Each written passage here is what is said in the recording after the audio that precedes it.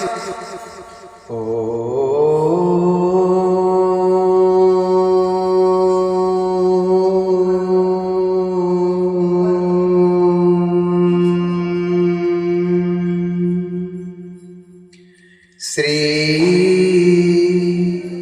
परमात्मने नमः। ओम श्री हरिनारायणाय नमः।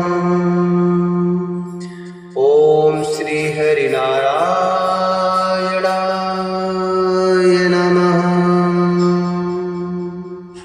माघ मास शुक्ल पक्ष की जया एकादशी का महत्व। युधिष्ठिर ने पूछा, भगवान आपने माघ मास के कृष्ण पक्ष की शीतला एकादशी का वर्णन तो कर दिया है, अब हे दयालु कृपा करके यह बताइए कि शुक्ल पक्ष में कौन सी एकादशी होती है।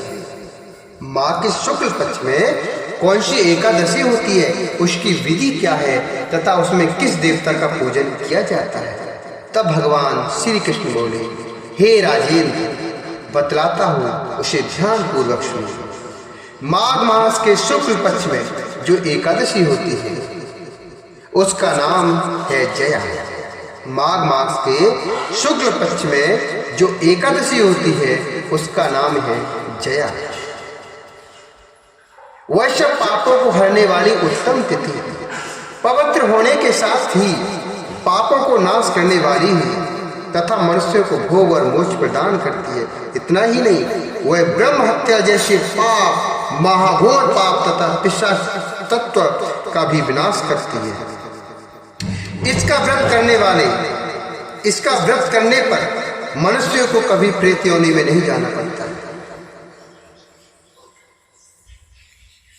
इसलिए हे राजन, प्रयत्न पूर्वक जया नाम की एकादशी का व्रत करना चाहिए। एक समय की बात है, स्वर्गलोक में देवराज इंद्र राज्य करते थे। देवगढ़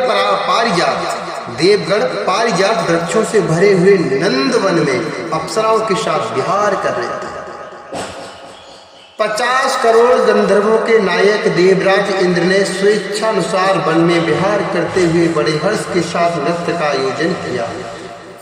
उसमें गंधर्व गान कर रहे थे, जिनमें पुष्पदंत, चित्रसेन तथा उसका पुत्र ये 3 प्रधान थे। चित्रसेन की स्त्री का नाम था मालिनी। मालिनी से एक कन्या उत्पन्न हुई थी जो पुष्पवंती के नाम से विख्यात थी। पुष्पदंत गंधर्व के एक पुत्र था। पुष्पदंत गंधर्व के एक पुत्र था जिसको लोग माल्यवान कहते थे।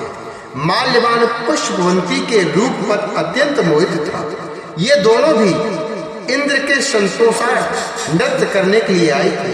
इन दोनों का गान हो रहा था। इनके साथ अप्सराएं भी थी। परस्पर अनुराग के कारण ये दोनों मोह के वशीभूत हो गए। चित्त में भ्रांति आ गई, इसलिए वे शुद्ध गान न गा सके। कभी ताल भंग हो जाता तो कभी गीत बंद हो जाता था। इंद्र ने इस प्रमाद पर विचार किया और इसमें अपना अपमान समझकर वे कुपित हो गए। अतः इन दोनों को शाप देते हुए बोले, अरे मूर्खों, तुम दोनों को धिक्कार है। तुम लोग पतित और मेरी आज्ञा भंग करने वाले हो। अतः पति पत्नी के रूप में रहते हुए पिशाच हो जाओ। ऐसा शाप इंद्र ने उनको दिया। इंद्र के इस प्रकार शाप देने पर इन दोनों के मन में बड़ा दुख हुआ।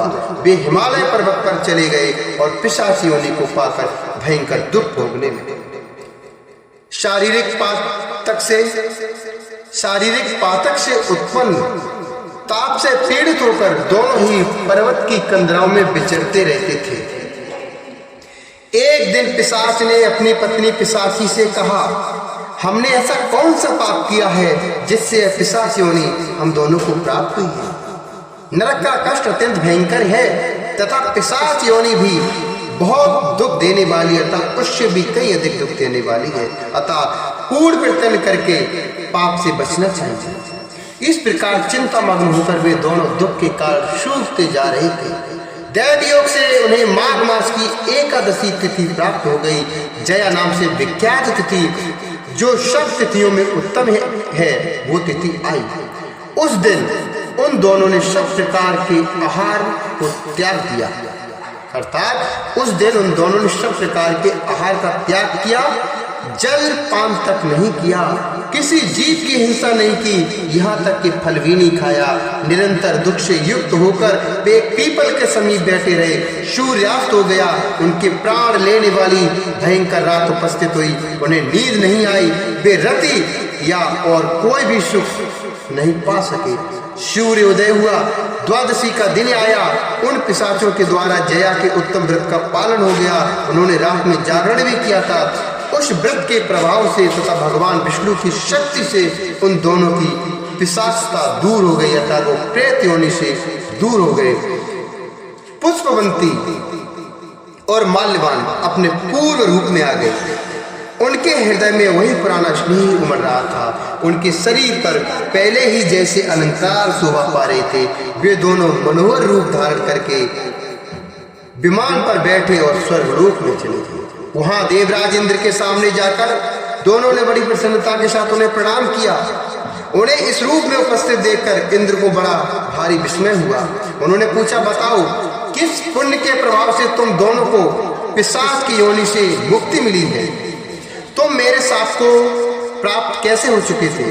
तुम मेरे साथ को प्राप्त तो हो चुके थे, फिर भी तुम तो मेरे साथ को प्राप्त हो चुके थे, फिर भी किस देवता ने तुम्हें उससे मुक्त किया, उससे छुटकारा दिलवाया? माल्यवान बोला, स्वामी, भगवान वासुदेव की कृपा तथा जया नामक एकादशी के व्रत से हमारी पिशाचता दूर हुई, अर्थात हम भूत योनि से, प्रेत योनि से मुक्त हुए। इंद्र ने कहा, तो अब तुम दोनों मेरे कहने से सुधा पान करो। जो लोग एकादशी के व्रत में तत्पर और भगवान श्री कृष्ण के शरणागत होते हैं, वे हमारे भी पूजनीय हैं। भगवान श्री कृष्ण कहते हैं, राजन, इस कारण एकादशी का व्रत करना चाहिए। नृपश्रेष्ठ, जया ब्रह्म हत्या का पाप भी दूर करने वाली एकादशी है। जिसने जया का व्रत किया है, जिस प्राणी ने जया एकादशी का व्रत किया है, उसने सब प्रकार के दान दे दिए और संपूर्ण यज्ञों का अनुष्ठान कर लिया। इस महात्म के पढ़ने और सुनने से अग्निष्टोम, इस महात्म को पढ़ने और सुनने से अग्निष्टोम यज्ञ का फल मिलता है। बोलिए श्री हरिनारायण भगवान की जय। कृष्ण कन्हैया लाल।